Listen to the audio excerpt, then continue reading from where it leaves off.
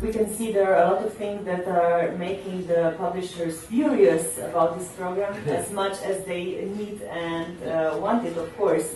And now you already mentioned another thing that we want to tackle next, which is the EUPL, so the European Union Literary Prize.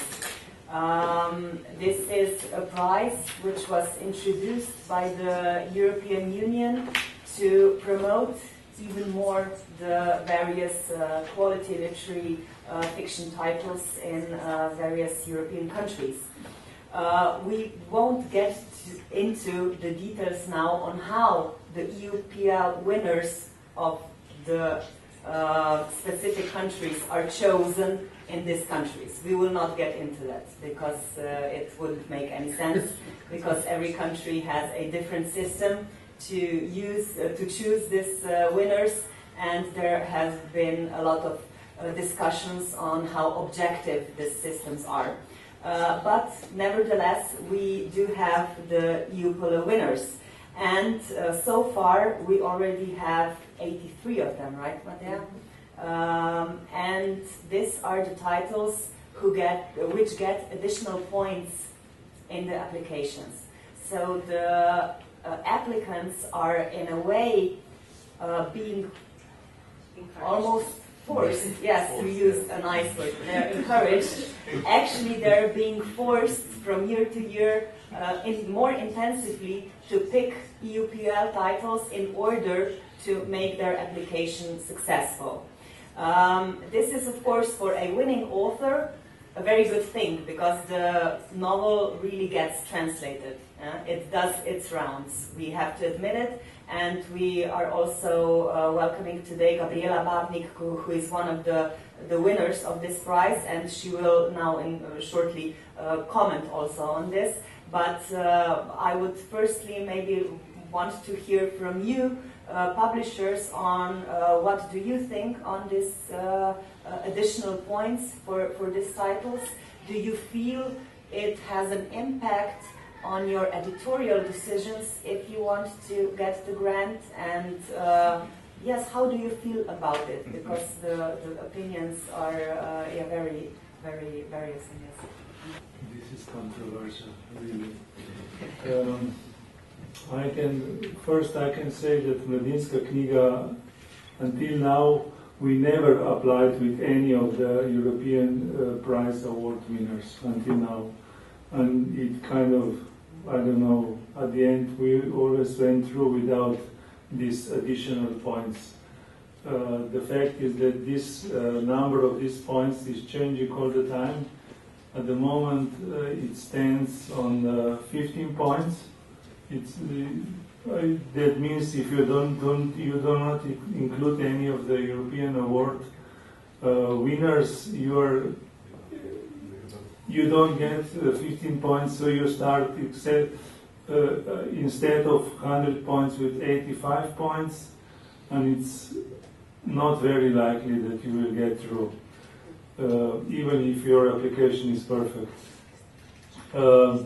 The problem of this prize starts with the name. It's called European Literature Prize, whereas in reality there are European literature prizes, because there are 12 prizes given every year.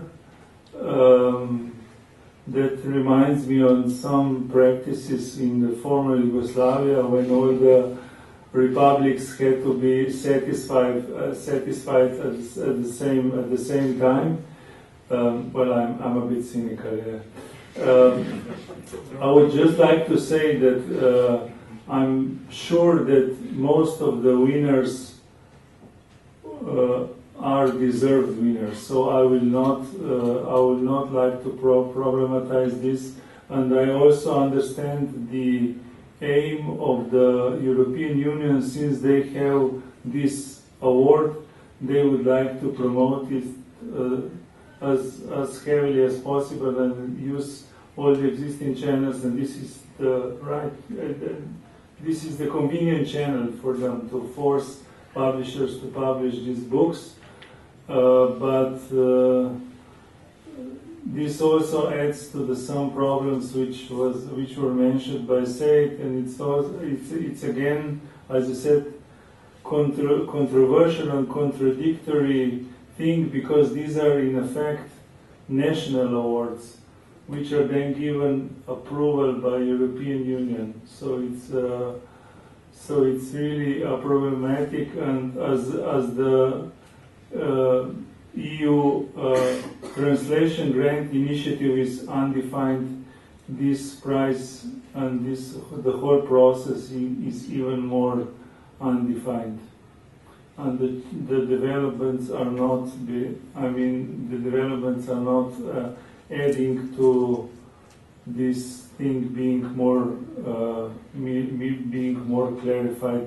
On the contrary, it's getting more and more muddy. Thanks. I will first just mention something from previous question about these translations to bigger languages, or to more often used languages.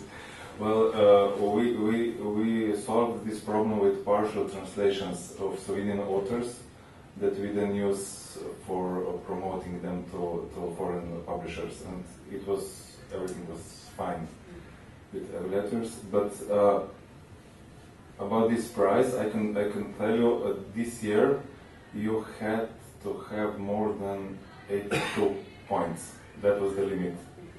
So, for example, our publishing house, we were also unsuccessful this year, but we would go through if we would add 2 additional prize winners.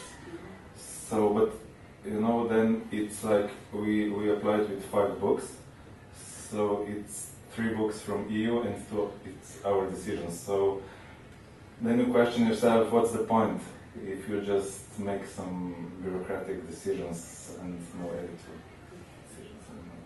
So. I don't like to be forced in anything, that's why I'm working in my own publishing house. And the thing with this prize bothered me a lot. I did a research before we applied for the grant in 2015. I asked my colleague publishers in other countries if the prize winners are the top of, well, I didn't get answers.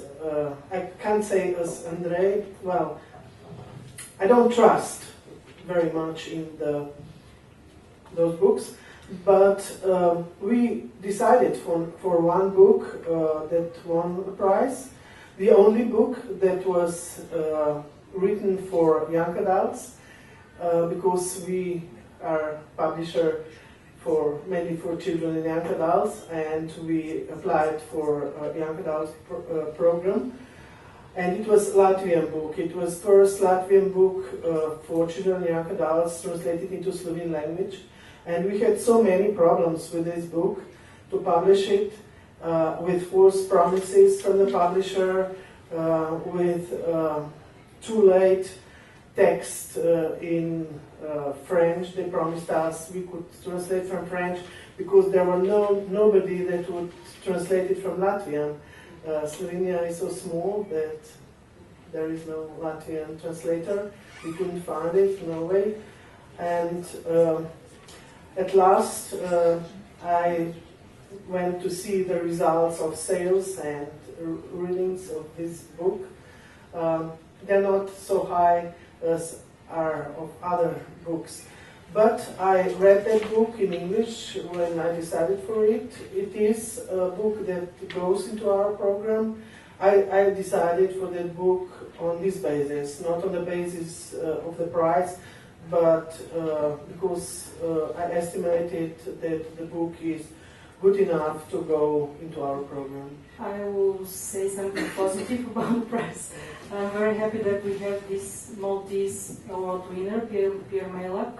I chose it because it fitted perfectly in our program, and I'm really happy about it, because otherwise, if it's not for the award, I wouldn't be able to know about this author and wouldn't be able to read it, because it was translated into English with his help, which was, for me, it was a compromise, but still something that I would be okay with. We translated it from English for the lack of Maltese Bulgarian translator, of course, because there's no one. On the downside, in Bulgaria now, 80 of these 83 authors are sold out. So for the next year, we wouldn't have a chance to... You already translated all of them. Bulgarian publishers bought it. Yeah. So it's, I'm not sure if it's 80, but it's okay, 79. If you get to the list, I was... You're really the number one. And we discussed with Ljubljana yesterday that it was the same in Macedonia, as far as I hear. On the day when last year's awards were announced, they were sold out the next day. You see, we were writing emails, is this book free? And they said, no, 10 Bulgarian publishers are auctioning. Auctioning, or they go into auction by the agents. So this is really, and it's real. I don't know how it will be next year, but if a new country for the project, this year I saw 2 publishers from, if I'm not mistaken, Albania and Armenia. Their project were 10 award-winning authors, something like this. So the whole project was consisting of 10 authors. So they will win without anything else. Yes, it is true that in Macedonia this happens as well. The very day the award is announced, everyone is writing emails and giving their offer to the agents. So it leaves no time for the publishing house to review the books and to decide which one would fit the possible project. So this is one thing that is bothering, and the other thing is that the advances of these books, the sums that we are paying for these books, which by the way is not an eligible cost in the project, is twice the sum of that we normally pay. So it's really an issue for us.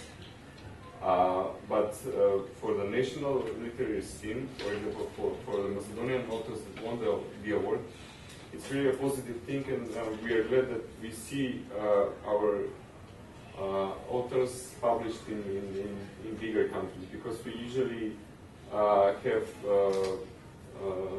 cooperation with our neighbor states, Serbia, Bulgaria, Croatia, and some of our authors are translated there.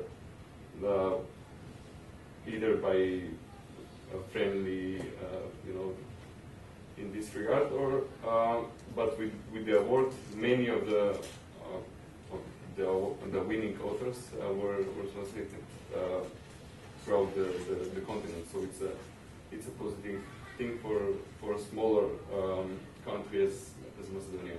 So it's really great to have another prize like the EUPL, but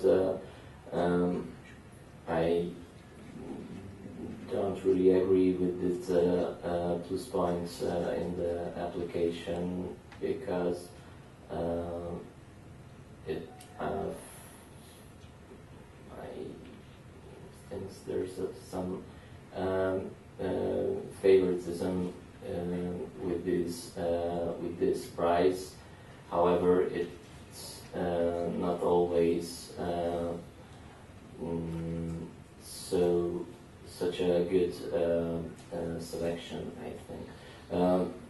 Just for instance, we've chosen Milan Ruskov, the Bulgarian author's EUPL winning title. We contacted with the author, and Milan asked us not to publish his award-winning title.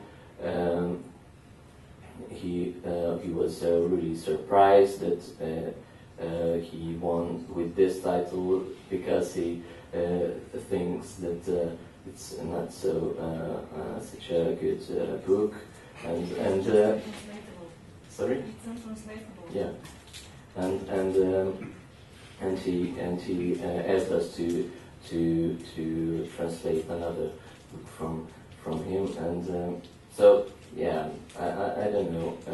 What did you do? Yeah, we published in September his other book, and it's really nice novel. So I guess if it's necessary to support the EUPL prize, then it would be better than if we can choose only from the authors and not just the titles. Oh, I don't know. Yeah. Yeah, and we of course we choose at least maybe 2 titles per year in our selection from these books, but year by year it's becoming more difficult to choose one. In what we believe or something. Almost everything is already said about that prize. So you have the plus. The plus is for the authors because they can be more translated, more visible, and that is good. For the publisher, it is problematic because sometimes you need time to read it, to review it, to decide does it fit to your program or not. And I think that the biggest problem is with the last, I think, 2 applications. It is way too many points for that. So it needs to be maximum 4 to 5 points, so 4 to 5%. If you have that, it couldn't affect your application.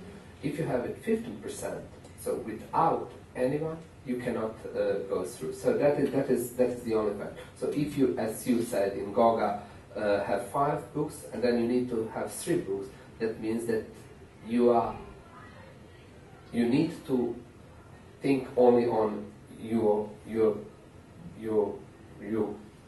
prize winner, which is always, as Andres said, national prize. It is only had that brand of European Union. It is national prize, and that is no one from the other countries ever see before it is translated.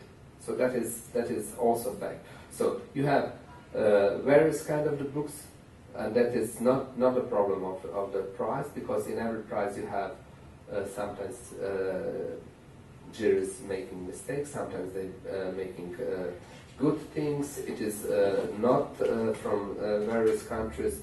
It is, you are not quite sure it is for the emerging authors or it is already established authors. So you have all of those kind of the problems on the national level, and that is, I think, that must not be so affect on application. So 5% it's maximum. I think that could be given for the your prize winner. So that means for the book, if you have 10 books, half point. Croatia half point, and so on. Almost every publisher pointed out that it is a very good thing for the authors themselves. They really get translated, they get visibility on another level, and it can emerge their translational careers, so the author's career abroad, by this book which is awarded, but the author is then afterwards maybe also considered with his other works, as we had the example with the Bulgarian author.